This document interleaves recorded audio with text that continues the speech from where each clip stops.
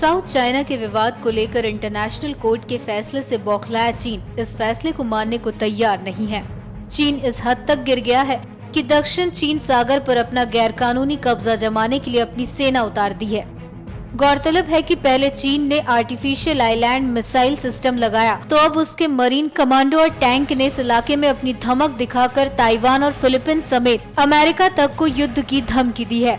Dragon ये भी साफ कर चुका है कि अगर दक्षिणी चीन सागर में किसी और देश ने घुसने की कोशिश की तो उसके अंजाम बेहद खतरनाक हो सकते हैं।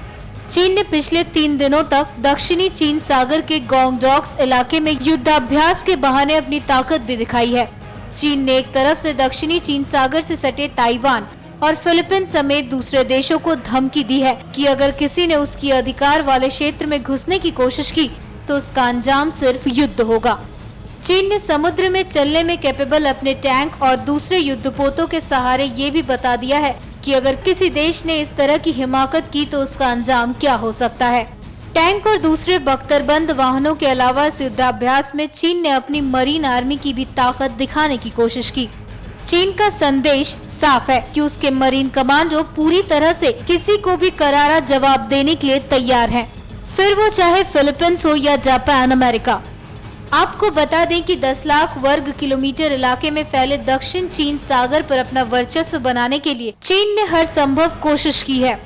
उसने समुद्र की सतह से बालू निकालकर नकली टापू बनाए, टापुओं पर हवाई पट्टी बनाई, मिसाइलें तैनात कर दी। गौरतलब है कि दक्षिण चीन सागर विवाद को लेकर हेग अदालत में साल 2013 से सुनवाई चल रही है, लेकिन चीन एक बार भी पेश नहीं हुआ। अपनी सैन्य ताकत के बल पर वो दक्षिण चीन सागर से नहीं हटेगा और न ही किसी को घुसने देगा। और जब हेग अदालत का फैसला आया तो उसने इसे कागज की बर्बादी करार दे दिया। यह गौर करने वाली बात यह है कि जिस कॉन्फ्रेंस ऑफ लॉ ऑफ सी के आधार पर यह फैसला चीन के खिलाफ गया है, उस कानून को खुद चीन ने फिलीपींस के साथ 1982 में स्वीकार किया, लेकिन अब ड्रैगन अपनी बात से मुकर रहा है।